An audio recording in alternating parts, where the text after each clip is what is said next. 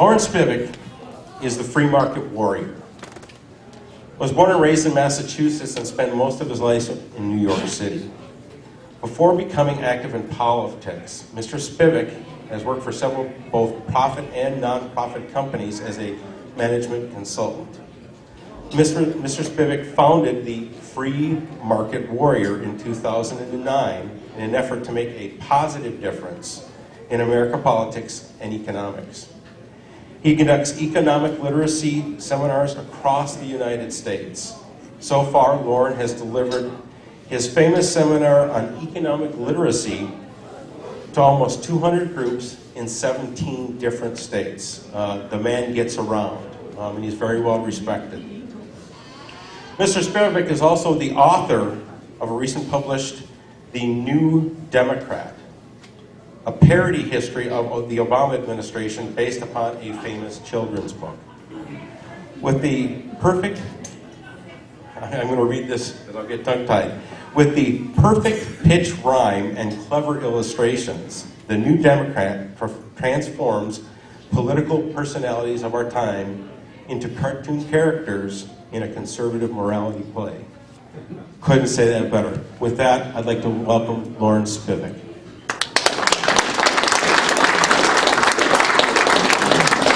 Thank you so much. It is great to be back in Rochester. I was thinking about a good topic for Tax Day, and I was recalling that I spoke to the Massachusetts Republican Party a little while back. And the next day after I spoke, I got an email from one of the Republicans. And he told me that he was having an argument with his liberal son. And liberal son had these statistics.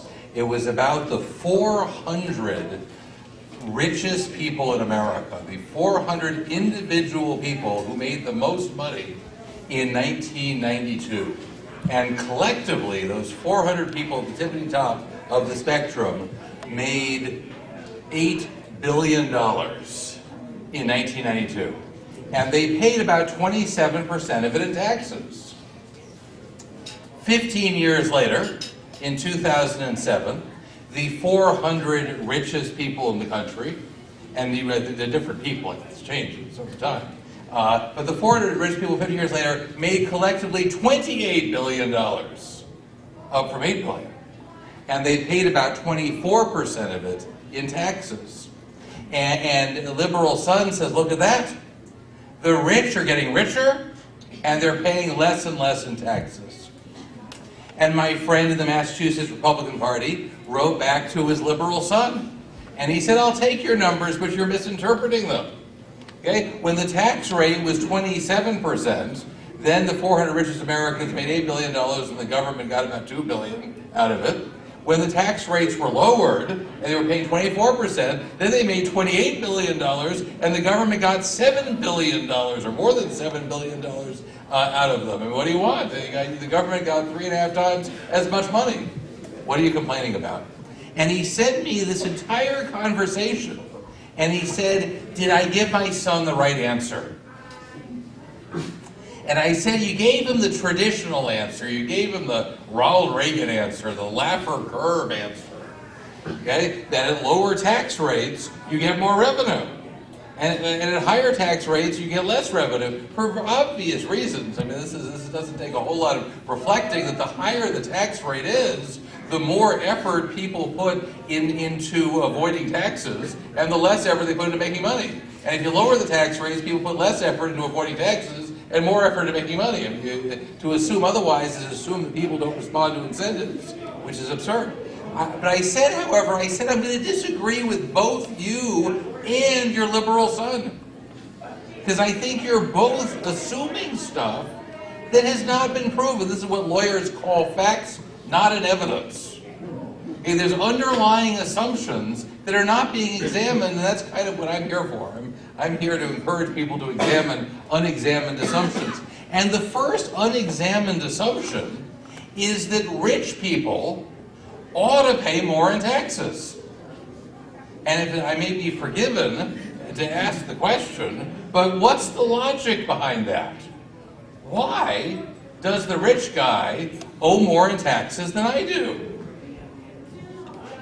Best answer I ever heard on that came from an interesting place, came from Bill Clinton. And when he was president in 1993, and I remember the day he said this because it fascinated me, he was raising taxes, Bill Clinton, and he said that those who get the most out of society should be obliged to put the most back into society. And that's why I'm going to raise their taxes. And I thought that was fascinating back in 1993. I spent the whole day in 1993 thinking about this. Honest to goodness, I did. Because this is like an equation. I love equations. Because equations are right or they're wrong. Right? I mean, either I can prove it wrong or I'll have to accept it as right. And Bill Clinton is giving me an actual formula for something that the Democrats assume all the time. That those who get the most out of society should be obliged to put the most back into society. And I said to myself, what's the trick? Because it's just a trick. It's a cheap, tawdry Clinton trick. That's all it is. Like the phony people she got to meet her in Iowa the other day. Okay, it's always phony with the Clintons. And then it struck me that he's changing the definitions of one of his words. And you can't do that, right? The law of equations is that your variables have to stay put. X and Y cannot change their value in the middle of the equation, right? If you're changing the meaning of words in midstream, then the entire thing is no good. That makes sense? So what's the word that Clinton is changing its meaning in the middle? Taking out. Society. He's got two whole definitions of society, and he switches them in the middle. Okay, let's listen to it again. The first time he says those who get the most out of society. What does society mean at that moment? It means the marketplace. That's what it means. It means the market economy. Where did Donald Trump make his money? In the marketplace. He develops real estate, he sells the real estate, makes the money. Where did Bill Gates make his money? In the marketplace. He makes software, he sells the software, he gets the money. This is the marketplace of what society means. Then, if we continue the statement, he says they should be obliged to put more back into society. Now what does society mean? Now it means the government. Look at that. We just did a whole switcheroo. It's like a shell game. It means something totally different. Did Bill Gates make his money from the government? No, he made his money in the marketplace. Is Bill Clinton asking him to put more money back into the marketplace? No, he's asking him to put money into the government. This is not a small point, my friends. This may be one of the greatest points that you need to understand in the whole world of economics.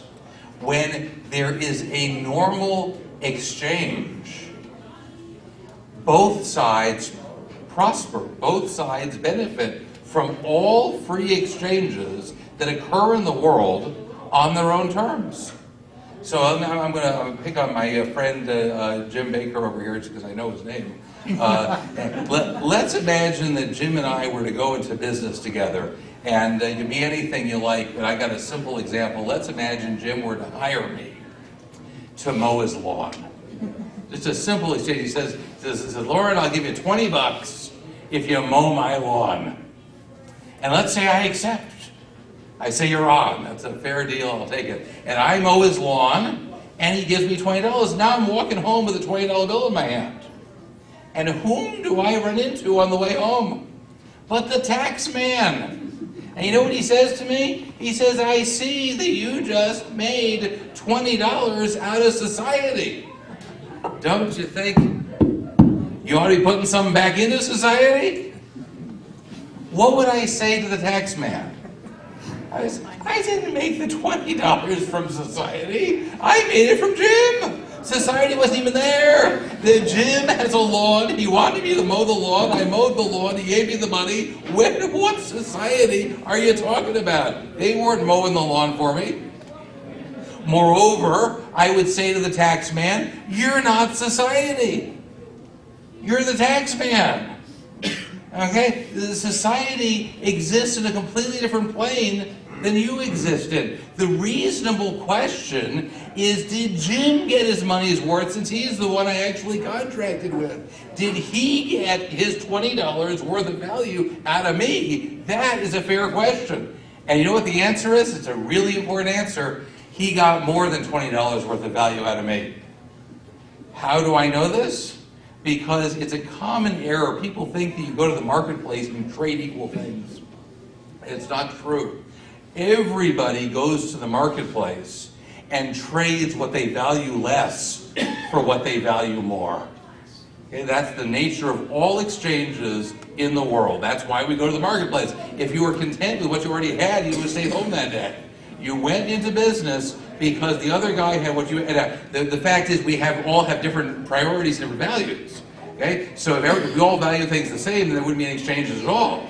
But some things I value more, and some things you value more, and we trade them, and we're both richer at the end of the day. This is why you have eBay, right? If we all wanted the stuff we started with, eBay would be out of business tomorrow, I'm pretty sure.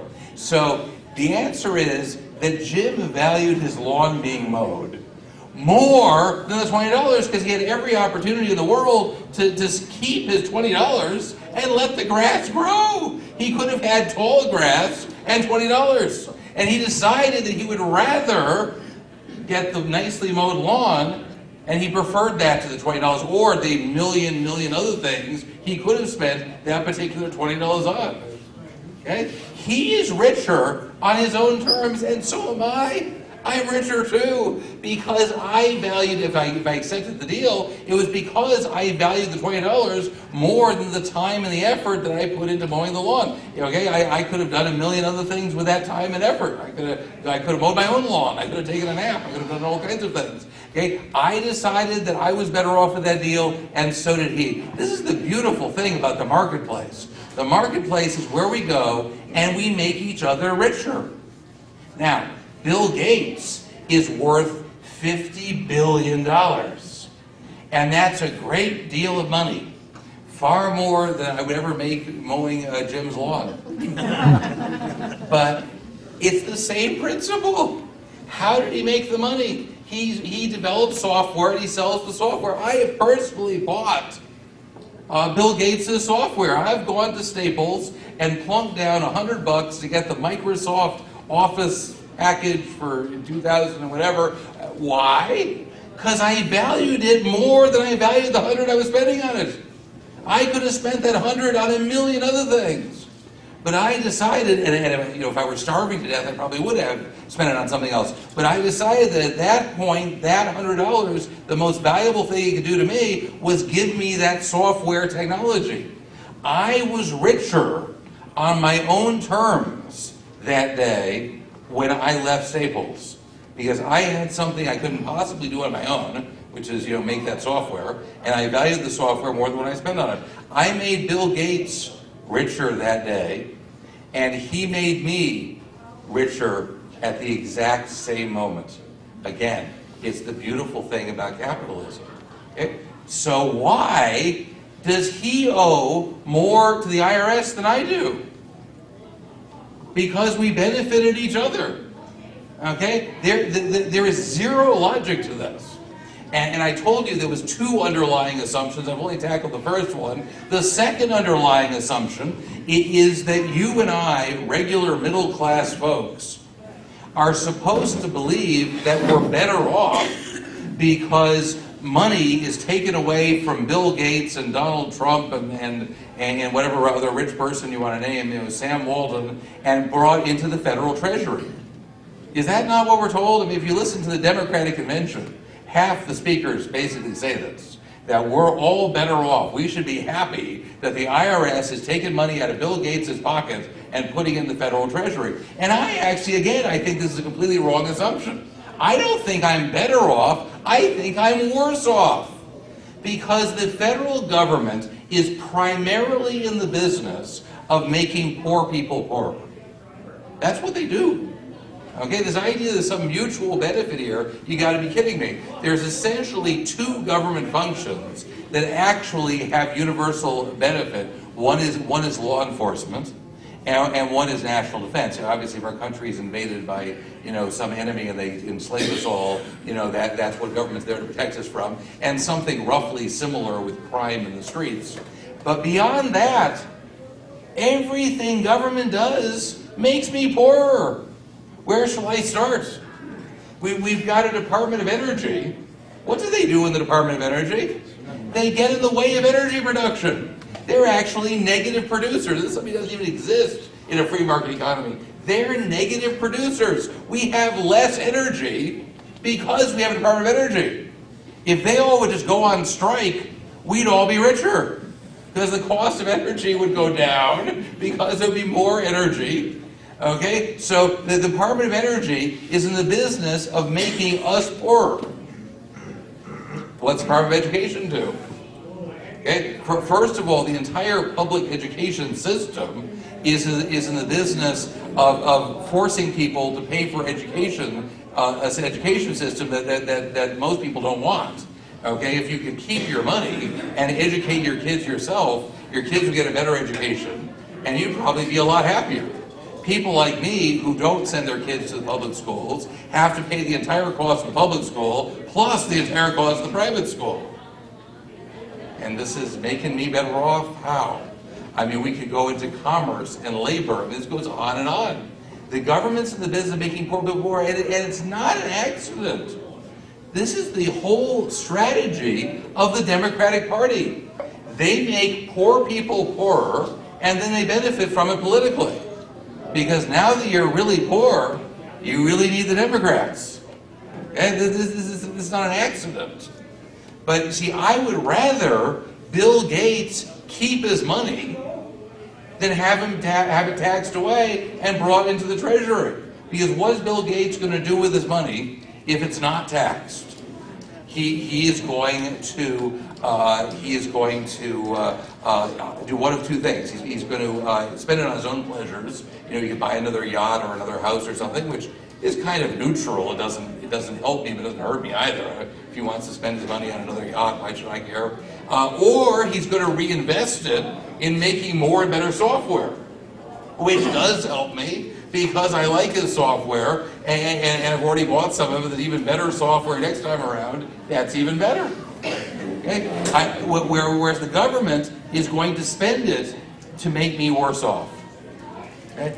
I'd rather Bill Gates keep his money than have it go to the government. And the takeaway from this is that we all do, to some extent, three things. It's the rich and the poor and the middle class. We all, to some extent, make money, and whatever it is we do in life. We all, to some extent, give to charity, or most of us do. And we all, to some extent, pay taxes. And the takeaway I want you to get from this is that when you give to charity, that's a good thing. You're probably helping deserving people and deserving causes. It's worth noting that sometimes charity can backfire on you, however, because it's hard to control the money once it's left your hands. So, for example, the Ford Foundation was founded by Henry Ford with the explicit instructions that it's supposed to support free market capitalism. And the people who run the Ford Foundation today are anti-capitalists who spend Ford's money fighting against free market capitalism because you can't control it from the grave. Okay, you die, new boards come in with new opinions, and your money is going in directions where the founder probably would have disapproved of it. So that's kind of a caveat with charities, but I want to assume most of the time you're doing some good. When you pay taxes, you're making poor people poorer. You're contributing to an enterprise that is utterly destructive of American prosperity. And where you're helping the poor the most, and I think this is worth noting, because as much as I'm a fan of charity, you help the poor more when you're doing your job, when you're producing. Because that's what poor people actually need. Not gigantic government bureaucracies. They need stuff. And that's the difference between being rich and poor, is getting the stuff. So let's go back to Henry Ford. How did he make his money? He made his money not by inventing the automobile. A lot of people think that. He did not invent the automobile. There were automobiles before Ford. He invented the inexpensive automobile, which was arguably a much more important accomplishment. He figured out how to make automobiles so cheap that poor people could afford them. That's what made him a fortune. And at the exact same time, that's how he helped the poor. More than his Ford Foundation is helping the poor. He helped the poor when he invented his inexpensive automobiles. And Bill Gates' software, Bill Gates didn't invent the computer. There were computers back in the 60s and 70s, and you know what? They cost millions of dollars and filled 3 rooms. And it cost $20 million for a computer. Bill Gates helped to make software something that's accessible to everybody, including the poor. The Gates Foundation, I'm sure, does some wonderful things, but not as wonderful as what Bill Gates did for the poor back when he was making money. I guess he's still making money. And this goes on Rockefeller. You know what Rockefeller did? He figured out, when Rockefeller came along, people lit their homes with whale oil, and it was very expensive. And so most Americans could not afford it. Rich people lit their homes with whale oil in the 1830s. You know what poor people did? Middle class people and poor people. You know what they did? They went to bed when the sun went down, because light was a luxury for the rich. And Rockefeller figured out that he could take the oil, which was seeping into farmers' fields. It was essentially a nuisance. The farmers were annoyed by it because it messed up their crops. He figured he could take that oil and turn it into kerosene and make a fuel so cheap that poor people could afford light in their house. Light which was once a luxury. Okay? That's how he helped the poor. Yeah, there's a Rockefeller Foundation and does lovely things. Okay, it was the fact that there is not a poor person in America who can't afford light. That's the real legacy of what Rockefeller did. So anyhow, that is my thought on Tax Day. I got to mention my books really quickly. Have you guys seen my books? I did my seminar here. I'm not sure who's seen my books before. Oh, virtually nobody. Okay. Yeah. So, and here's going to announce it. Anyhow, I write cute books that teach economic and political lessons in a humorous way. My first one, The New Democrat, is a parody of Obama based on The Cat in the Hat. Right? It's like an epiphany I had that Barack Obama, everyone's read The Cat in the Hat, right?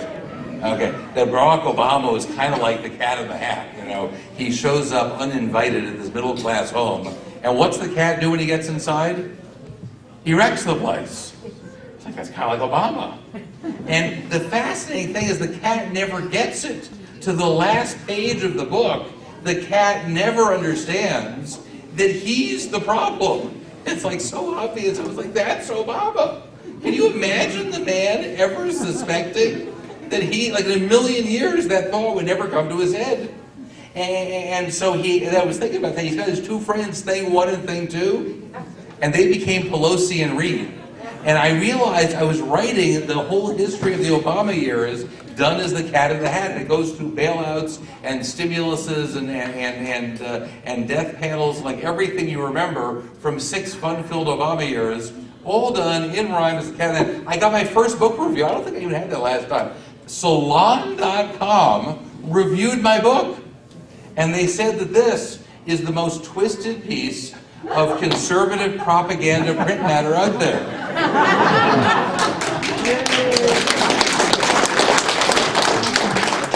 So I was moved to write my second book. Who's read The Lorax by Dr. Seuss? Okay. Lorax, Dr. Seuss was a huge leftist. Lorax was his environmentalist book. It's about an evil capitalist called the Onceler, who cuts down trees and makes consumer goods. And we are taught that that's bad, bad, bad. He drives the trees to extinction. He wipes them out. And then there's no more trees and he goes out of business. And I read this to my kids and I said, does that make sense to you? Do you think that capitalists destroy species that their business depends on?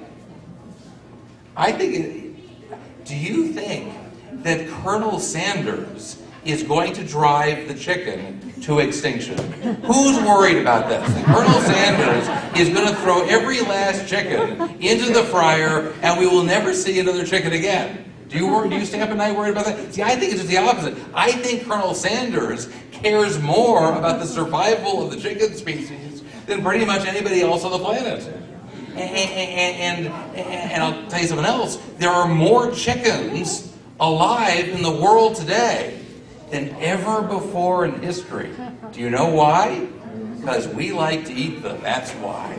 The greatest thing that ever happens to a species is that human beings like to eat you. This is like winning the I see some being right over here. This is like the species lottery, okay? That you've won. That human beings like to eat you. We clear millions of acres just for you. We keep the predators away. We feed you. You get sick, we call in doctors for you. What other species gets treated like this? Okay, they're living the life right now. In the end, we're going to kill them and kill you and eat you. But that was going to happen anyhow. What do you think happens in the wild if you're a chicken in the wild? Okay, you're getting killed and eaten. Okay, what do you think? You're going to retire to Miami and get buy a condo on South Beach? Okay, you're getting killed and eaten, and far more unpleasantly in the wild than an old McDonald's farm. So this was a book that desperately needed to be parodied. Mine is called The Gorax because it stars Al Gore as the Lorax character, and it's about how America used to be free and prosperous because we were free. And then the environmentalist wackos showed up, and step by step, regulation by regulation, drove everybody out of business. So at the end of my book, there are no more businesses, there are no more jobs. The only thing still functioning is the Federal Reserve, which keeps printing money. And I'm going to read you the very end of this because I like how it ends.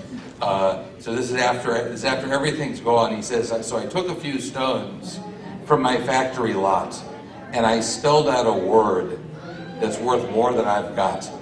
A word that means everything to one who is lost, because freedom is worth it, whatever the cost. And now that you're here, it's all plain to see that freedom itself just isn't free unless people like you are willing to fight to bring back our freedoms.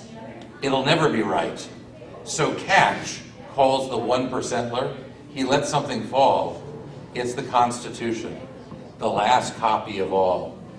You're in charge of our heritage. Don't let us down. Teach your friends and your children. Spread it around. Stand up for your freedom against socialist schemers, environmentalist wackos, and utopian dreamers. Don't let crackpot economists and left-wing politicians get in the way of your most vital mission. If we can pry our country from these political acts, maybe our prosperity and all will come back.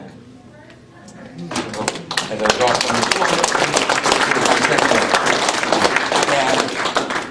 I don't have it physically with me, but I just finished my third book. It's called The Wizard of Iz, and it's about Hillary and the state of America today. It's